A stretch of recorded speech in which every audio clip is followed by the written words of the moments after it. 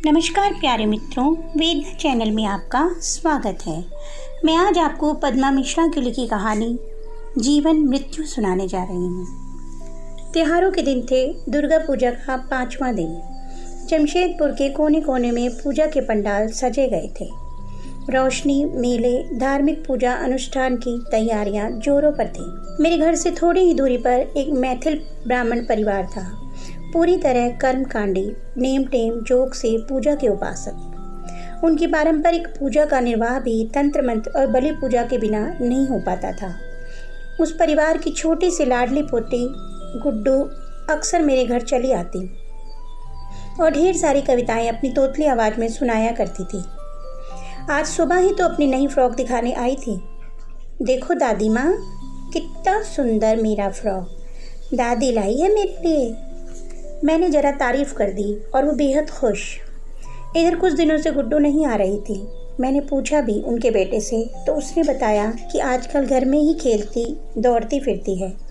मैं भी संतुष्ट हो अपनी पूजा की तैयारियों में व्यस्त हो गई। छन छन छन सड़क पर किसी के दौड़ने नन्हे कदमों की आहट सुनाई दी। मैंने झाँका तो गुड्डू थी। अरे सुन तो, जरा सुन तो, बोलती हुई गुड्डू एक नन्हे से सलोने बकरी के बच्चे के पीछे भाग रही थी। वह भी चौकड़ी भरता कभी इधर कभी उधर भाग रहा था। पैरों में घुंघरू बंधे थे और गले में मोतियों की माला। बहुत सुंदर था वह बकरी का बच्चा, जिसे देखकर ही बरबस बाहर निकल जाए। गुड्डू दौड़कर मेरे पास आई। देखो दादी माँ, मेरा प्यारा दोस्त बिट्टू अभी कल ही आया है। हम दोनों खूब खेलेंगे, मस्ती करेंगे। गुड्डू ने तो अपने नए दोस्त का नामकरण भी कर दिया था।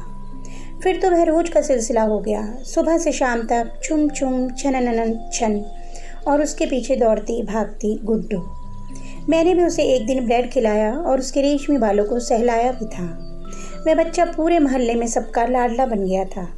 उसके छुम छुम में जाने कैसा सम्मोहन था जो हमें अपनी ओर खींचता था।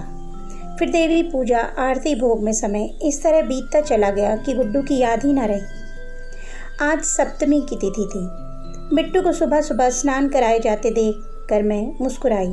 गुड्डू उछल उछल कर पाइप की धार से उसे नहला रही थी। फिर मैं व्यस्त हो गई। थोड़ी देर बाद पंडित जी का परिवार उसे लेकर कहीं जा रहा था। मैंने जानना चाहा तो पता लगा कि कुल देवी के मंदिर जा रहे हैं दर्शन करने। यह एक सामान्य सी बात थी, अतः मैं भूल गई। फिर तो माँ की पूजा के 3 दिन भोग, आरती, कन्या पूजन की व्यस्तताओं में मुझे गुड्डू बिट्टू दोनों की याद नहीं रही। लगभग 4 दिनों बाद सामने वाली मेरी पड़ोसन अपनी बेटी के साथ दोने में प्रसाद लेकर आई। कुछ उदास थी। यह देख मैंने पूछा, क्या बात है, तबीयत ठीक नहीं है क्या? मैं तो नहीं, पर गुड्डू बीमार है। नवमी की सुबह से ही उसे तेज बुखार जो आया तो उतरने का नाम ही नहीं ले रहा है। रह रहकर चौंक उठती है, बिट्टू को आवाज़ें लगाती है। डॉक्टर भी हैरान है। उन्होंने आज उसे अस्पताल में भर्ती करने को कहा है। पर गुड्डू को अचानक हुआ क्या? वह मायूस होकर बोली, उस दिन देवी के मंदिर में पहुंचकर बिट्टू बीमार हो गया। उसे ठंड लग गई थी। रात में उसे लेकर मंदिर पे जाना था, पर वह तो ऐसा बेहोश हुआ कि डॉक्टर बुलाना पड़ा। उसने बुखार कम करने की दवा दी। उधर पूजा की सारी तैयारियां हो चुकी थी। पंडित जी कई बार आवाज़ लगा चुके थे, पर बिट्टू तो बुखार में बेहोश पड़ा था। रात 2 बजे के करीब उसकी देह ठंडी हो गई। मैं चौंकी।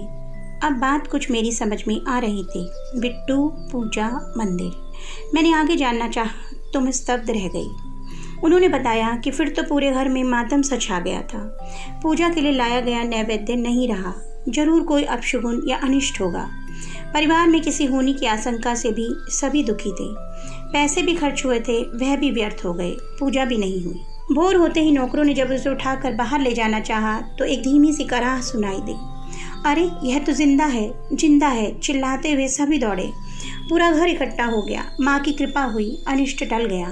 पूजा में कोई विघ्न नहीं आएगा, मंगल होगा। पंडित जी सहित पूरा परिवार खुश था। मेरी सासू माँ बोली, अभी भोर के 4 ही तो बजे हैं, पूजा का समय निकला नहीं है। फिर तो डॉक्टर की मदद से बुखार से पीड़ित मृत प्राय बिट्टू के ठीक होते ही नहला धुलाकर, गेंदे की माला पहना, लाल टीका लगाकर मंदिर में बलि हेतु प्रस्तुत कर दिया गया। पूजा संपन्न हो गई। पर दिन भर बिट्टू को खोजती गुड्डू को ऐसा सदमा लगा कि वह न कुछ खाती है, न पीती है और न किसी से बात करती है। बस बुखार में बेहोश तपते शरीर से बिट्टू बिट्टू की रट लगा रही है। वह चुप होकर आंसू पोंछने लगी थी। मैं सदमे की स्थिति में आ गई थी। तो क्या इस दोने में रखा प्रसाद बिट्टू है? मेरी आंखों से झरझर बहते आंसुओं के बीच प्रसाद मेरे हाथों से नीचे गिर गया था।